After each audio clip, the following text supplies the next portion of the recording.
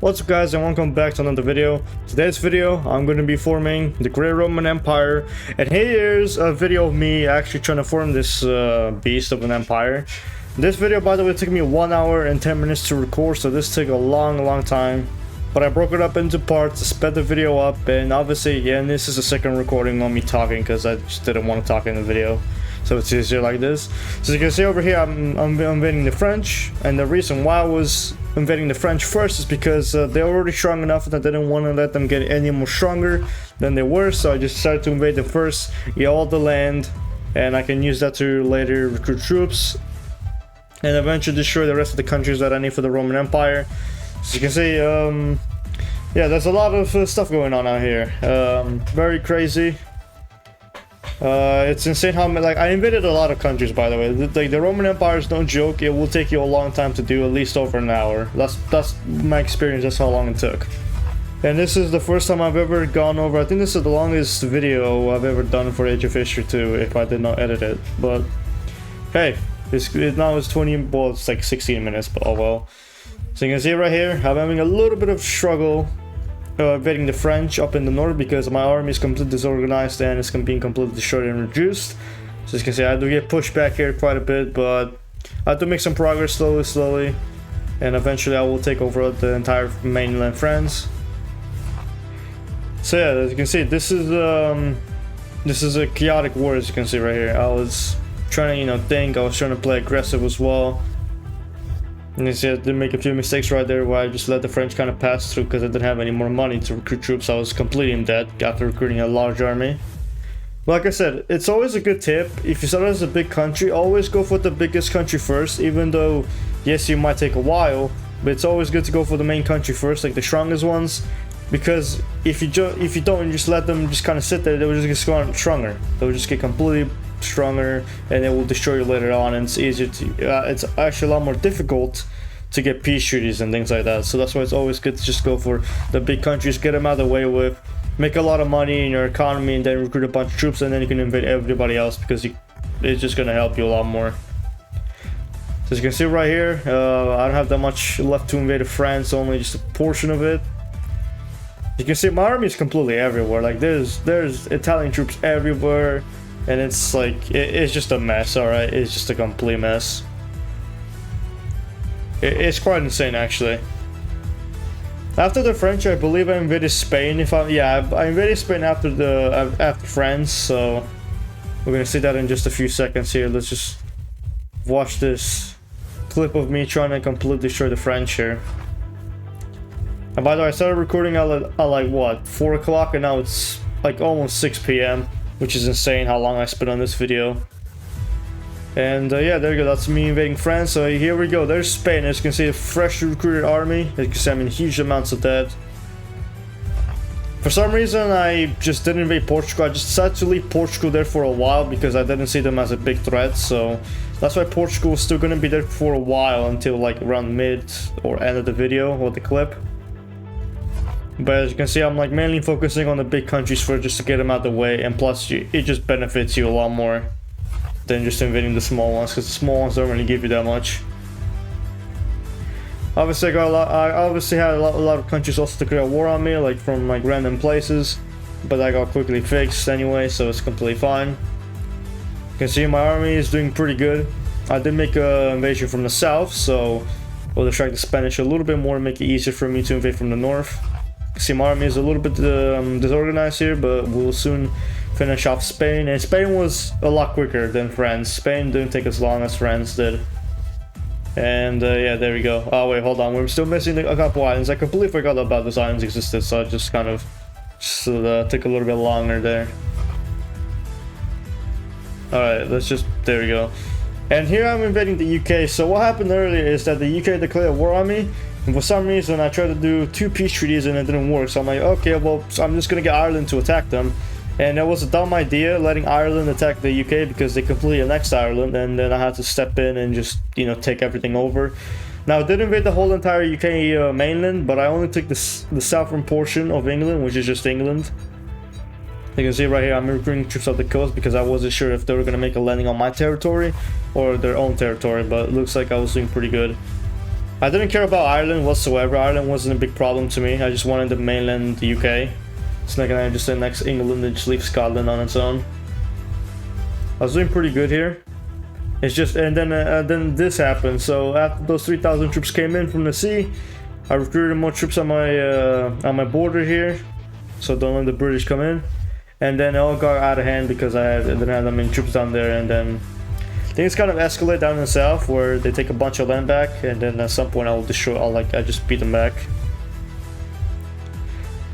And honestly, this is completely different. Like, I never did a voiceover over a video that I just did. Like, this is it's a little bit more difficult to do voiceovers while, you know, after a recorded video. Like, it's a, what am I saying? So doing a video separately and doing a voiceover is going to be a lot more difficult because it takes a lot more time, and I have to rewatch the whole video, and yeah, it's something. It's something. So yeah. As you can see here, I'm invading Austria. Austria was pretty weak, and as you can see, I have a big army now. As you can see, this is what I mean. Invading big countries can help you a lot. As you can see, I was recruiting thousands and thousands of troops right here. Down's Austria. I go for Slovenia next, and after Slovenia I go for Croatia. At this point I just don't hesitate, I just go full out aggressive on every small country I see. Yeah, so I don't really stop or do peace treaties. I invade like 5-6 countries and then do peace treaties on each of them. And then I'll just invade the rest of them after I'm done with the peace treaties. So as you can see here, I took a little bit longer because I was trying to make sure that I was good on the border there, but yeah, Bosnia is completely easy. It took them down. See, I was starting to run out of troops already, so yeah, I wasn't having the biggest numbers now, but they're still good enough to where I can just take over the rest of these Balkan countries where they're pretty weak. Now, I unfortunately did miss a bit of land, I think. I was mostly 90% accurate, but I think I just didn't invade Germany, which I only need the southern portion of Germany. I just completely left Germany because I thought I wouldn't need Germany for the Roman Empire, but I think you did. I think I would, excuse me. So yeah. I'm talking a lot more faster than I would usually do in the video, because in the video I would have to, you know, concentrate more and I'll mess up and things like that. So as you can see here, I'm not really stopping. I'm kind of continuing to talk here. So there's Kosovo, Montenegro here.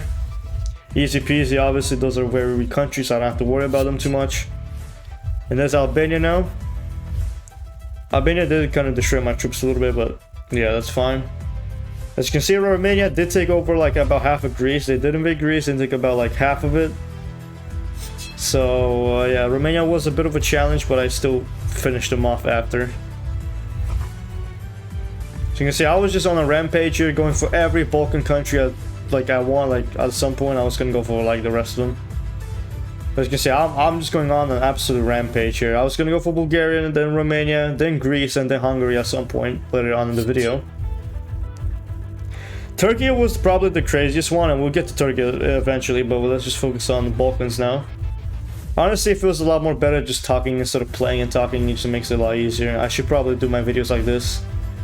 So yeah, there's the Benelux now. As you can see, the Dutch did take over a bit of Belgium, but I decided to invade all 3 of the Benelux countries. And I only needed like all of Belgium, Luxembourg, and like 2 provinces from the Dutch. So as you can see, I did mess up right there. I kind of let those guys kind of come through, and since I had so much money, I decided, you know, I'm just gonna build a huge border area here with all these guys. See, I was kind of running low here. I was gonna leave in the parts where I was like recruiting an army, but that would have been really boring, and I would have to speed that up quite a lot. So you see, it's just the wars, mainly the wars I'm fighting with other countries. That's what I'm always focusing on. Switzerland was the fastest country to completely just get wrecked, as you can see by that clip right there. Romania was the next country after the Swiss. The Swiss were just easy. It was that big of a challenge to invade them. Started recruiting troops here because I made a small mistake down in the south. Kind of let some Romanian troops kind of pass through, so I had to recruit troops down there. I was mainly focusing on the mainland instead of Greece, so Romania was the main target, the main country itself, not Greece, where it's occupied by Romanian troops. But at some point after the mainland fell, I just sent a couple guys down there. Or never mind, I didn't send any. But I did make a small mistake by sending those guys back, and it led to a big problem, as you can see. So I decided to recruit more guys, and Move those guys at the border there. So yeah, there you go. That's Romania completely destroyed, and then I focused on Greece after, which was a few provinces. It's nothing crazy. Greece was pretty weak anyway. I do make a small mistake here where I kind of just get too greedy and I'm patient. I just kind of invade and just lose a few guys, but that's okay. Then we're going to be invading the islands over here. Those were easy, and there we go. And there's at some point there's Portugal in the video. As you can see, 14,000 troops. That were no joke. Portugal had a lot of troops. They also had a lot. And the Americans did invade Portugal, but I also declared war on them for like a split second and just take over the province, and there we go. That's all of Portugal now. Okay, I forgot to edit this part out, but that's fine. Oh, never mind. I forgot about the islands. But there's Hungary, which took over all of Slovakia and about half of Poland, so Hungary was pretty strong in this one. See, Europe was completely just messed up at this point. I don't even know what turn I'm on. I think I'm on turn 800, 900s by now, which is insane. Right now the video is on playing on Filmora, so I have a small screen so I can't really see what's going on that much. As you can see, there's a bunch of invadings and invasions on Turkey, and Turkey got wrecked really quickly because of those invasions, and they were big armies too. So there we go. In the south I did get a little bit beat up, but that's okay. I still managed to pull back and get a few guys. The strongest army was by Istanbul, which was like 100,000 something. Yeah, almost 100,000 troops, right? That's insane. But as you can see how quickly Turkey just fell after this. Like barely any provinces were remaining. I was struggling here a little bit. I don't know why I couldn't move those troops. Maybe I was running out of points extremely quick. I just didn't notice what the problem was, but you can see I couldn't move some troops for some reason, which was weird. At some point that got fixed instantly. Now, I did make an ultimatum earlier with Turkey, and I did demand half of their country, but they didn't accept it, so I just had to manually invade them. And I took about half of the country. And the rest of the Middle East countries, I just kind of annexed them with ultimatums, because I just didn't want to bother invading them. I was just too lazy to invade them, so I just used peace treaties to annex the rest of these guys, as you can see. So that's Syria. Both the Cypruses are the next ones. That's the trick I always use to annex every country. So sometimes when you play as a small country and you beat up or you kind of take over a bigger country, you can't always annex every province. You can only annex a portion of it. So this is the trick that you can annex the whole entire thing with no limits. So if I play as like let's say I play as like Switzerland and I take over all of Spain. Let's just say that. I can annex it because I'm too small and I can annex the whole thing. So I just use this trick and the whole country gets annexed under my rules, so it makes things a lot easier. And this was a comment from one of my subscribers from a long time ago, so yeah, that was a very good tip. I did appreciate that a lot, or else I would have never done this if I didn't know that. But you can see Egypt here wasn't that weak. It was pretty strong. They did invade like half of Libya and then like a little bit of Sudan, or yeah, Sudan a little bit. They did invade a little bit. I was struggling up in the north because I didn't have that much army. As you can see, my army was a little bit weak in the north, and they were also making a lot of naval invasions, as you can see over there. But at some point I was able to finish them off, and I was able to just, capture the whole mainland of Greece and Libya as well. But I only needed the coastline. I didn't need too much from Egypt, only just a little bit, like a few portions really. And yes, this is the biggest empire I've ever done so far in Age of History 2. Like, this was a big challenge. I wanted to try something a little bit more different and see how it would end up like.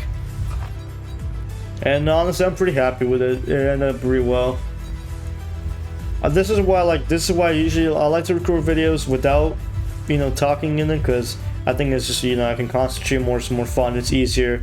But now I want to do voiceovers because it just makes it even easier for me. Even though this was a little bit more difficult, yes, it'll take longer, but I think it's definitely worth doing it like this now. As you can see, I did annex a bit of Libya there, which was on 3 provinces, and all of Tunisia was fully annexed by an ultimatum. Algeria, I did give Morocco and Algeria an ultimatum, but they rejected both of them. Like, both of the countries rejected the ultimatum, so I just decided, I'm just gonna invade both of you. So yeah, as you can see, Algeria wasn't too strong. They were pretty weak, so Morocco was quite strong though. They had a big army, even though they didn't invade anybody. They had quite the army. At some point you will see like 20, well not 20, like 15, 14,000 troops at some point in Morocco once I invade them. So I did make a mistake there and I kind of messed up and I, you know, had to just do the stupid thing here where I always have to chase the troops around the country, which is annoying. And that's how Algeria down. So here's Morocco, the final country. As you can see, they were no jokes. They were strong. At some point they got to Gibraltar where I actually had to put troops in Spain because they got that close. And that's because of me being stupid. I completely forgot about putting troops in Spain and Gibraltar, so I just kind of left it open. But at some point after destroying the whole army and just, you know, making them completely just weak as hell, I can just take over the whole country with no problem. So everything is gonna fall in like a few seconds here. And that's all of, oh, hold on, I spoke way too soon there. Just a few more provinces left, I spoke a little bit too soon. That's Morocco down. So you can see the rest of the time is just me kind of spending, annexing stuff, rechanging the name, and also rechanging the color of the country to make it look, you know, realistic and more epic, as you can see. So, yeah. There we go. That's how I do it. At the end of the video, this is what I like to do. Just makes it look a lot more cooler like this, as you can see. Hope you guys enjoyed this video. If you want to see more, make sure you subscribe to the channel, click the notification bell, like the video, share the video. See you next video. Peace.